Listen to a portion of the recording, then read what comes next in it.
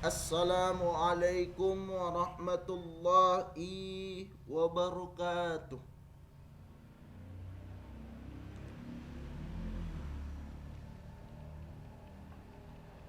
Alhamdulillahi rabbil alamin. Wassalatu wassalamu ala nabiyil karim wa ala alihi wa sahbihi ajma'in. فقال الله تعالى في كتابه الكريم: أعوذ بالله من الشيطان الرجيم. بسم الله الرحمن الرحيم. فصل لربك وانحر. صدق الله العظيم وصدق رسول النبي الكريم ونحن على ذلك لشهيدين والشاكرين والحمد لله رب العالمين.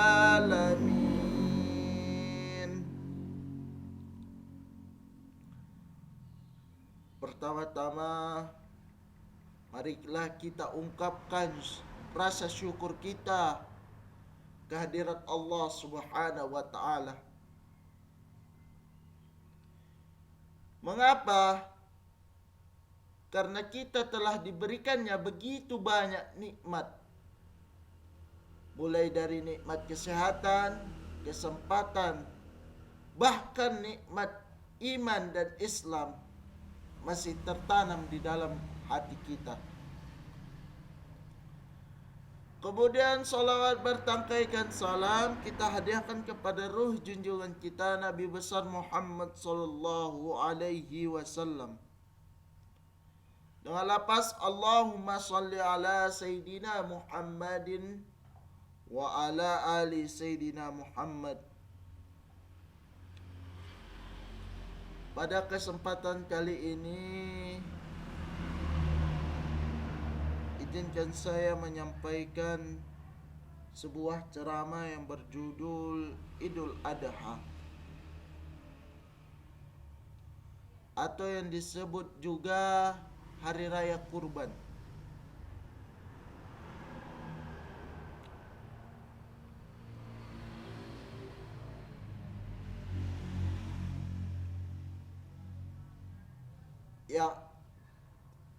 Yang dirayakan oleh umat muslim seluruh dunia. Kemudian Allah berfirman di dalam Al-Quran surah Al-Kautsar: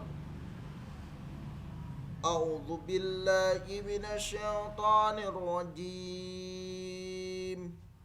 Bismillahirrahmanirrahim.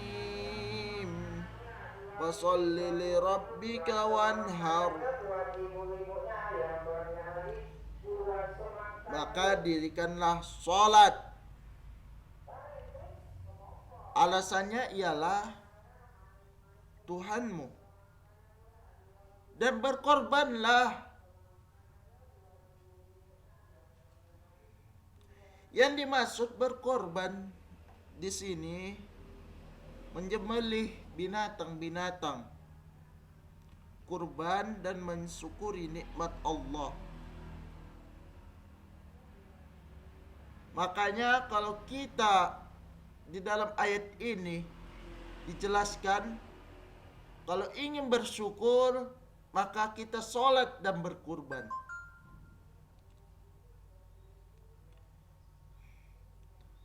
Dalam sebuah hadis Rasulullah sallallahu alaihi wasallam pernah bersabda, barang siapa yang mempunyai kelapangan rezeki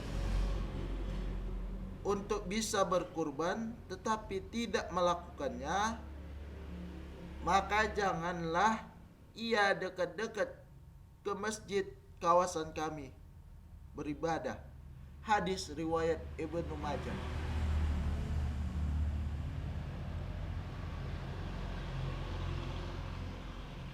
Binatang kurban yang disembelih dengan hati yang lapang dada itu kelak di hari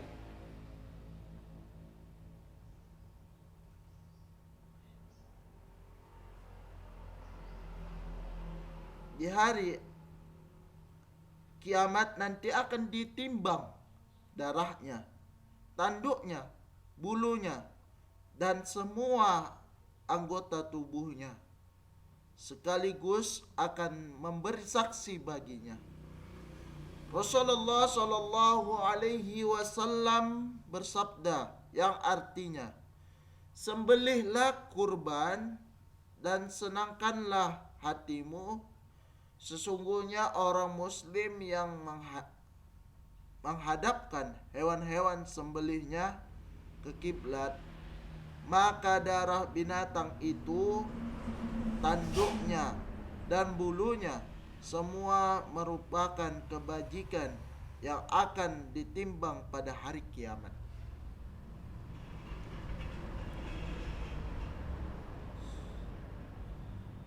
Hadirin dimanapun Anda berada, menyembelih binatang kurban itu mengandung dua aspek perwujudan, yaitu aspek uhudiyah, yaitu peribadatan, yaitu berbakti dan mendekatkan diri kepada Tuhan sesuai dengan asal kata korban itu dari kata koroba, yang artinya mendekatkan diri kepada Allah Subhanahu wa taala.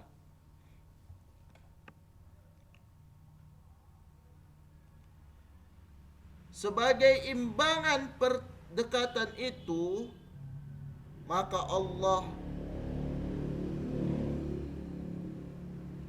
bersahabat pula kepada orang yang berkurban, dan Tuhan akan melipat gandakan pahalanya di alam abadi kelak.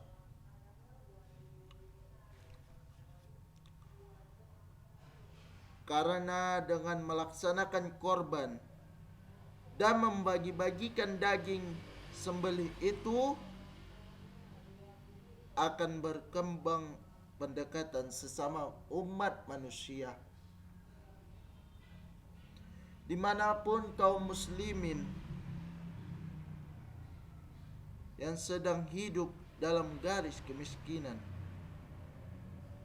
selama hidupnya tidak pernah makan daging sapi, sekarang ia mencicipi bagaimana nikmatnya makan daging sapi.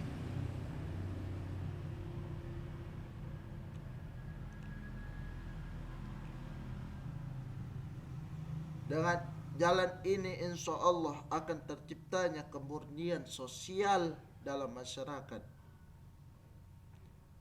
Hadirin dimanapun Anda berada yang melihat channel saya ini,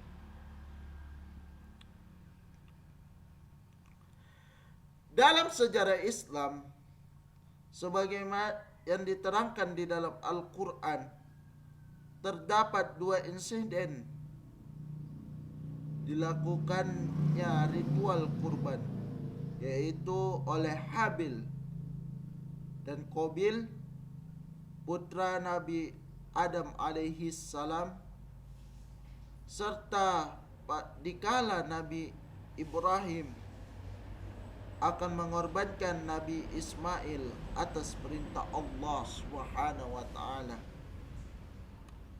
Kisah Habil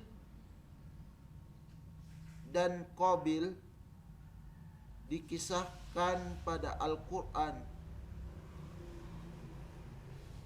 surat Al-Maidah ayat 27 yang berbunyi,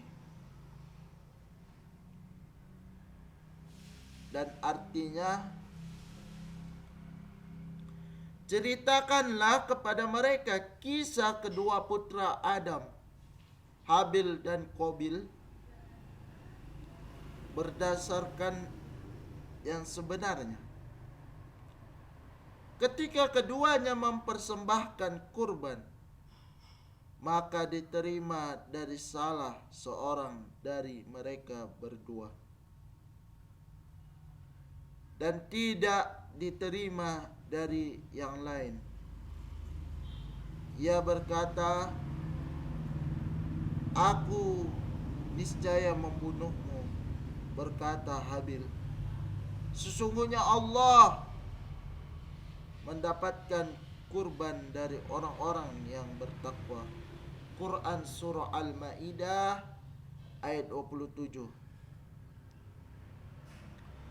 Kisah Nabi Ibrahim dan Ismail diterangkan di dalam Al-Quran. Allah memerintahkan melalui mimpi kepada Nabi Ibrahim untuk menyembelih anaknya.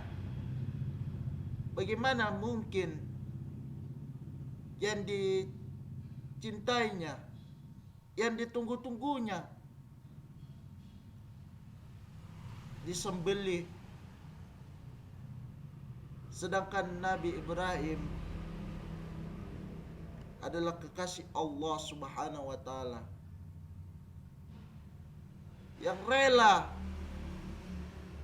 melepaskan anaknya yang ditunggu-tunggunya selama dia tidak diberikan keturunan, sehingga Nabi Ibrahim alaihissalam rela menyembelih anaknya demi mengabdikan dirinya kepada Allah Subhanahu wa taala.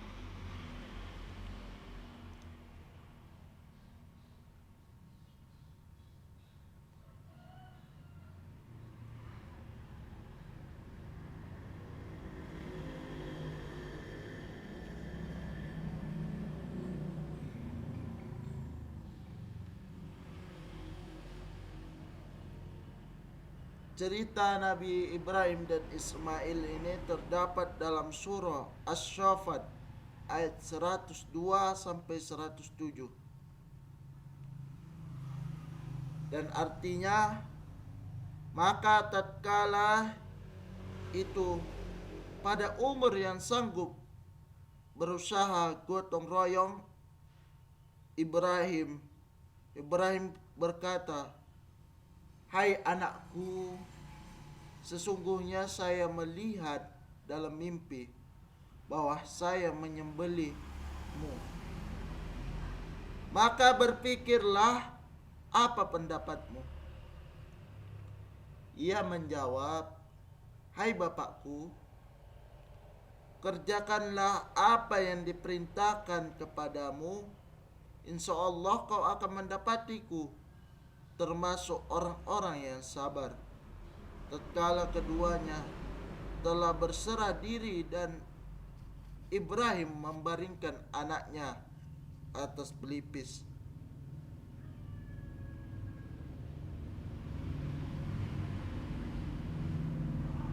dan kami panggillah dia, "Hai Ibrahim, sesungguhnya kau telah membenarkan mimpi itu. Sesungguhnya demikian kami beri akhir kepada orang-orang yang berbuat baik. Sesungguhnya ia benar-benar suatu ujian yang nyata, dan kami tebus anak itu dengan seekor sembelihan yang besar." Quran Surah Asy-Syaffat ayat 102 sampai 107.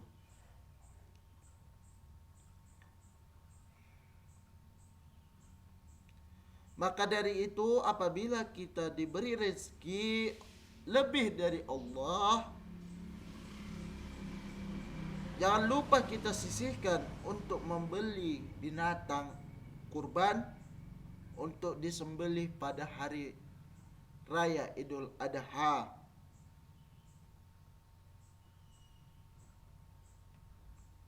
Saya rasa cukuplah